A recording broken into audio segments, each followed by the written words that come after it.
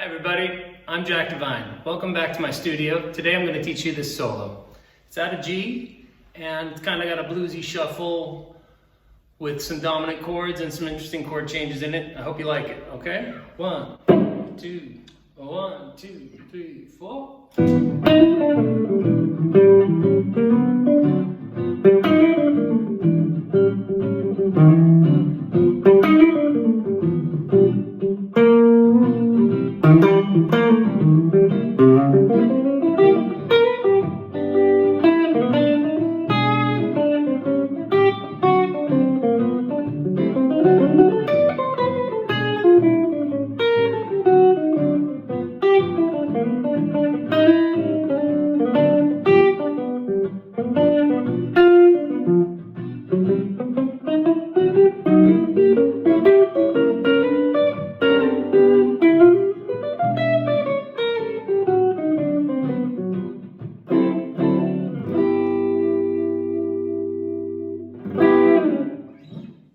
Stay tuned and I'll break it down for you note for note. So before we get into the licks, let's take a look at the chords.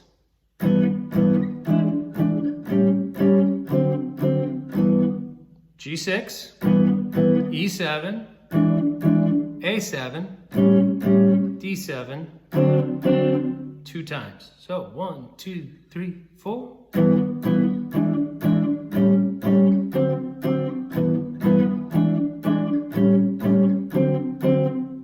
Do G, G7, 2, 3 to C, 2, 3, and then to C sharp diminished. Then back to G, 2, 3, 4, E, A, D, G. And that's a D chord with some pretty stuff up top. It's the top 3 notes of a C chord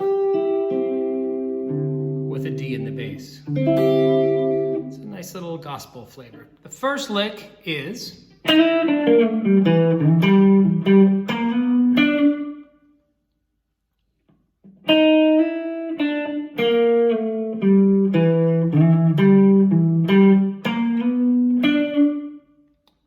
if you can't see it, that's sliding up from 4 into 5 on the B string. Do a pick and we kind of just glide back with the index finger.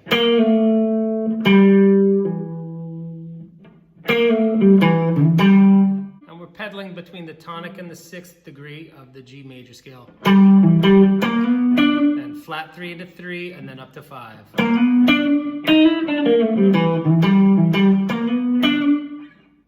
Don't forget the lick doesn't start on the downbeat.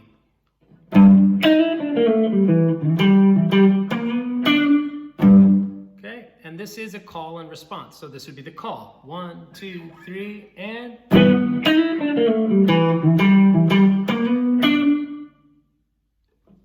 the second lick is a response to the opening lick.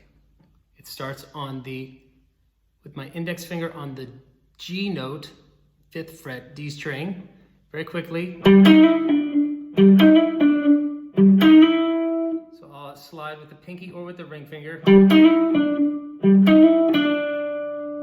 then I will go. Okay, so that'll be from the 8th fret D string, the flat 3, 2, 1. And then I go. So we're approaching the 6th again from below. We're approaching the 6th from below. And we're approaching the 2 from 1 above.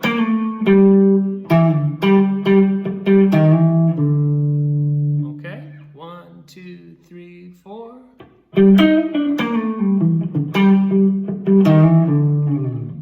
Okay, keep it nice and relaxed. The third lick starts on the G note. Slides up into the 6th,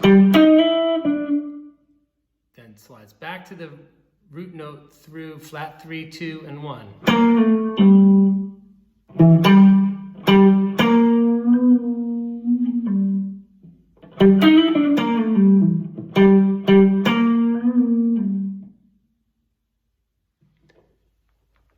next lick starts on the 6th fret of the A string. Okay, so 6, 7 on the A, and then 5 on the D. Then we come up here.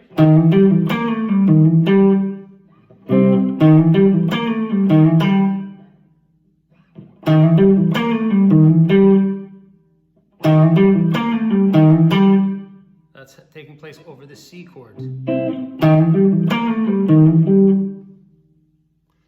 So we do that with our middle finger, 3rd finger, index finger, pinky.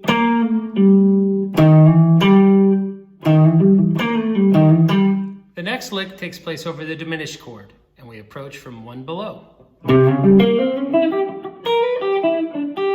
There's some ghost notes in there.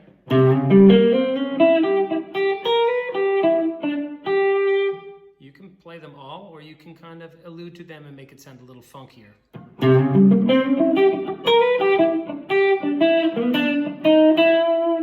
Okay, that's really up to you. But the main idea is that we're approaching from below into the C sharp note. Then we're going to go 5th fret D string, minor 3rd interval up to the B flat note.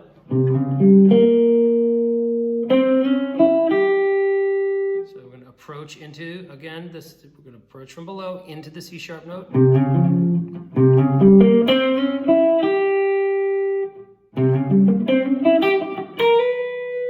Approach into the 3rd of the G chord. So over the G chord we're doing,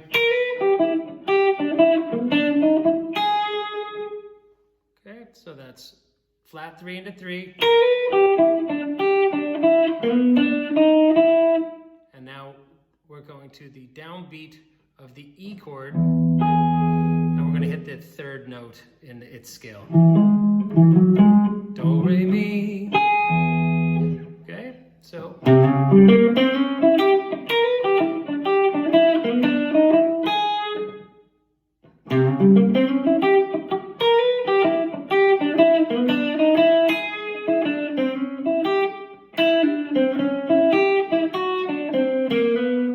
here's the next line.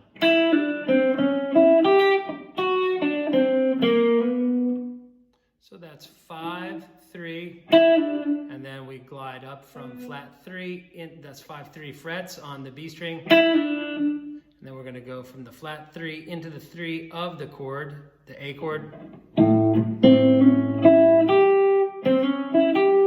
Okay, so that's flat 3 into 3, 5, dominant, like the dominant note, that's going to be the flattened 7th of the 2 chord.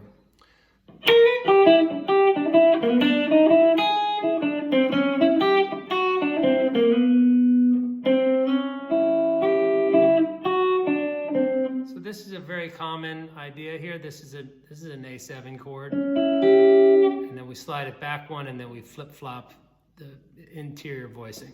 So A7, D7, A7, D7. Make a habit of figure that out. It's a really helpful little thing. Okay, so G7, E7, A7, D7, back to G, and then we come to our 5 chord.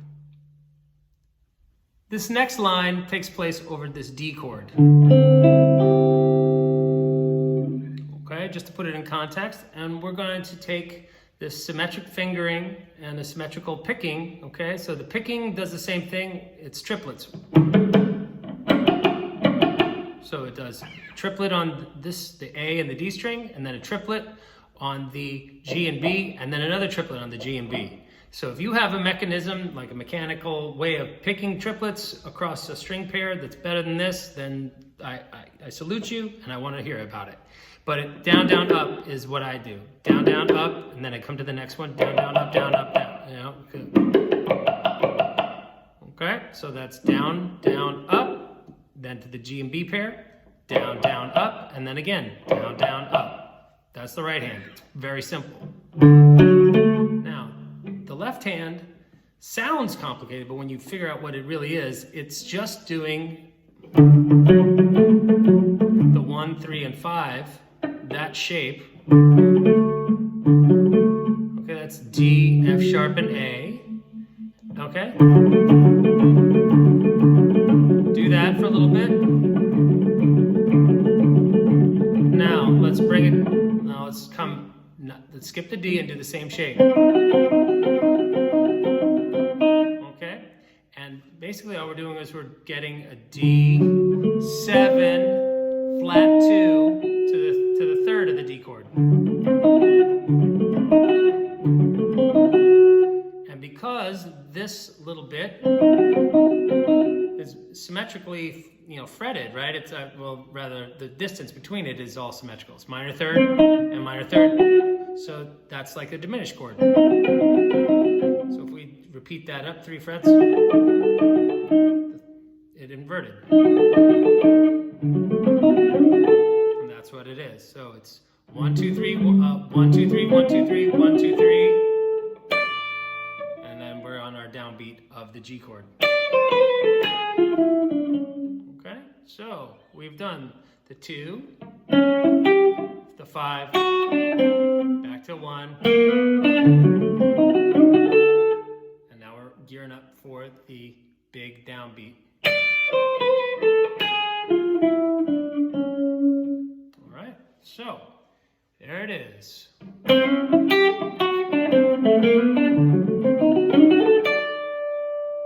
So, and we just flatten the pinky to get to that D note on a downstroke and the downbeat. Keep in mind where you are in the beat.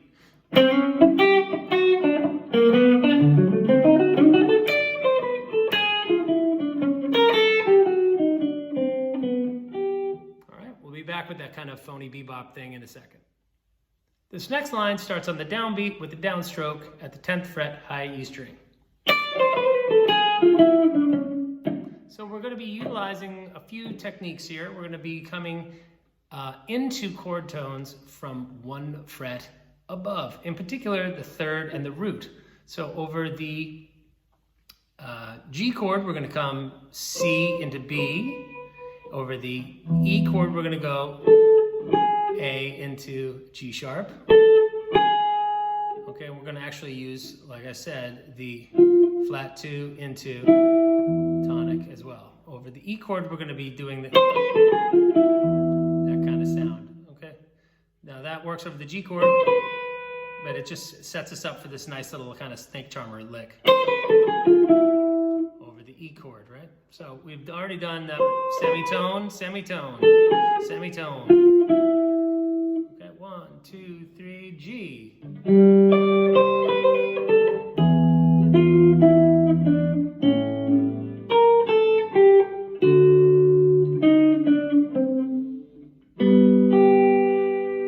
That's the way the line works in terms of it harmonizing. So 1, 2, 3, again. So you see how the right hand has got the rhythmic thing happening?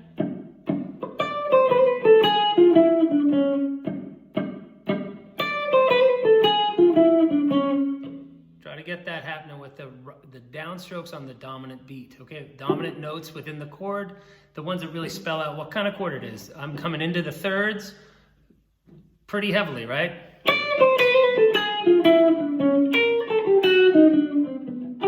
Now, there is this nice accent here on the flat 2 on its way into the A chord. Okay? But I'm doing the same idea. Okay, it's wonderful. It sounds really good. 1, 2, 3, G, E, A, D, G. Okay? So if you're not able to think that fast, just memorize it and soon it'll start to make sense to you. But the idea is that we're coming into the 3rd of the G, the 3rd of the E, the 3rd of the A, the 3rd of the D, and the 3rd of the G from 1 fret above each of those notes.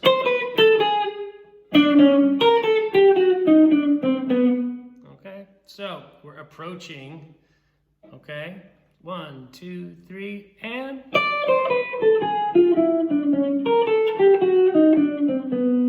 That's the very simple version. Gussy it up with the trill and that hesitation and the accent here. 1, 2, 3, 4.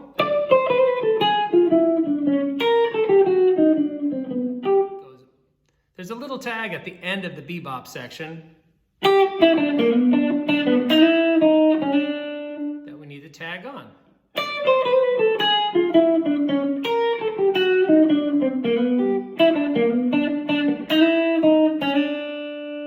So,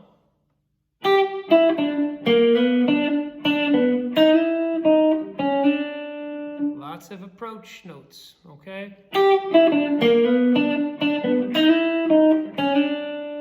That should get you there, okay? Now over the punch section, we're gonna have some arpeggios that kind of come up and down. That's our first one. That's over the G chord. So we slide in from the flat 3. Pick it however you want. The most important thing is that you're lifting your finger off after each note so that you maintain some clarity and articulation. Otherwise you get... That's not good. This next arpeggio outlines a G7 chord.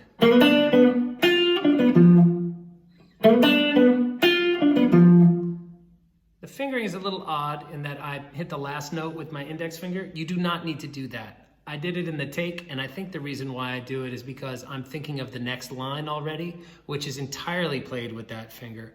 So I end up kind of getting there ahead of time. So this is, just so you see this, the third into the 5 of the G7 chord. And then we come up to the... Okay, that's the 7 of the G7 chord, the 5, the 3rd. Okay, you do not need to do that though. In fact, it makes a lot more sense because you could actually be bringing your finger back. The next line takes place with the index finger back here. So it does make more sense to finger it with the ring finger, but I'm showing you what I played.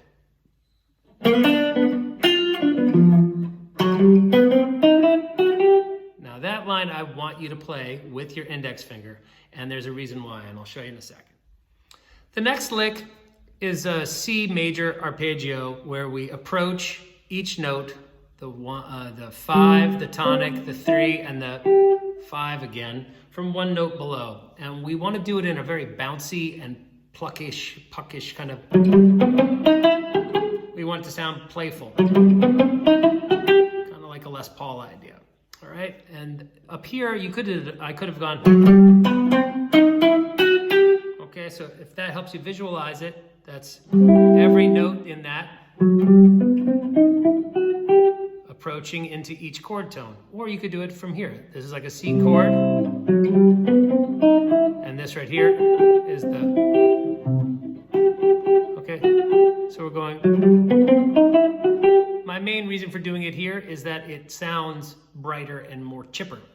Okay, so we've got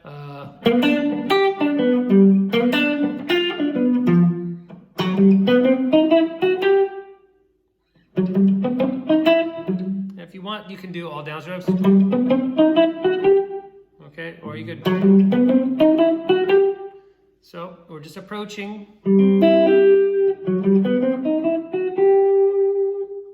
And that's our C chord. And now we're gearing up for the diminished monster. So over the diminished chord, we're going to do an approach on this little dyad, okay? It's going to be going from the flat 3 into the 3, okay? It would feel like that in a C chord, rather, I guess is the better way to look at it. Okay, it looks like, you know, if we're playing one of these, we're doing the pluck with the middle finger on the G string and picking on the A string. And this whole line is done harmonized, so it's done in double stops like this with the pluck. And we're going to approach from one note, from one fret rather, below that shape. So that sounds fine. That's over a C sharp note.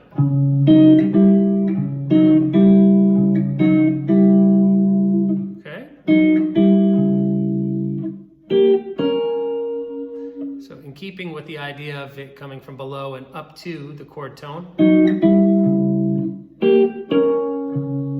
You can hear how that's playing the, because these chords invert every 3 frets. All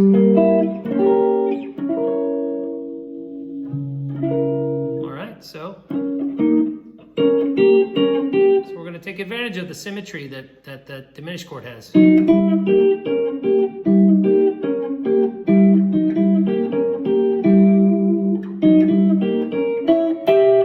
going to take the idea even further, right? Now we're into the diminished chord.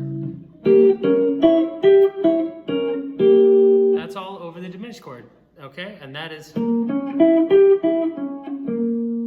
all we're doing. 1, 2, 3, 4. 1, 2, 3, 4. 1, 2, 3.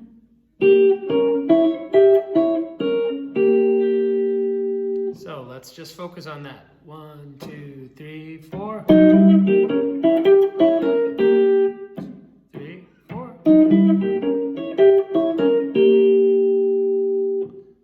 All right, so. I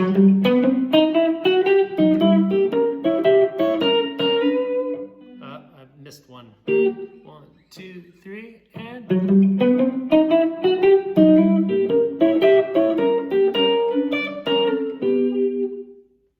That's our next bit. The next line picks up right where we left off. We were doing harmonized, diminished ideas. And 1, and 2, and 3, and 4, and 1. Okay, so we're going from G to E, right? Kind of a short, we're doing a flat 2 thing over the E chord. So we're doing a G. All right, we're altering that E chord. So let's do that.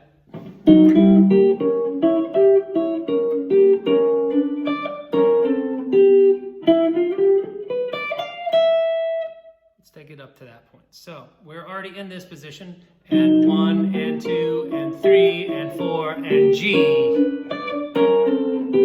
So that's this little dyad we're kind of doing, where you can, it gets a little crowded, but this feels kind of atypical for most folks, I think.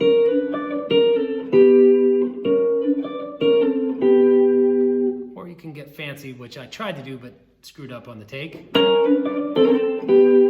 Right? That's kind of hip with the trill. That's over the G chord, and over the E chord, remember, it's got a flat 2. So that's it. So we're gonna come up into it and then down from it. And that's kind of nice to my ear anyway. So 1, 2, 3, 4.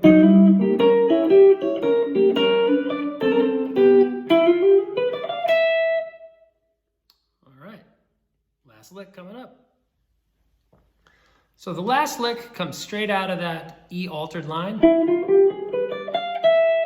and keeps going with the device that we've already been using quite a bit.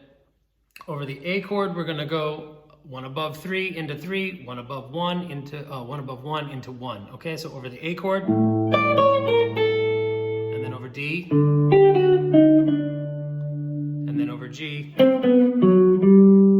going to approach chord tone from above and below. So that's the third and the tonic. Okay, so on the E sharp flat 2.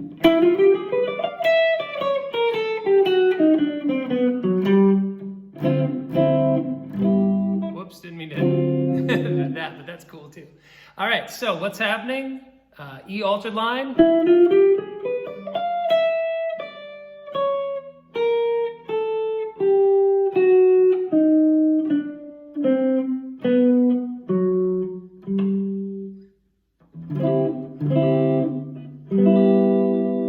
That's really slow. All right, 1, 2, 3, 4.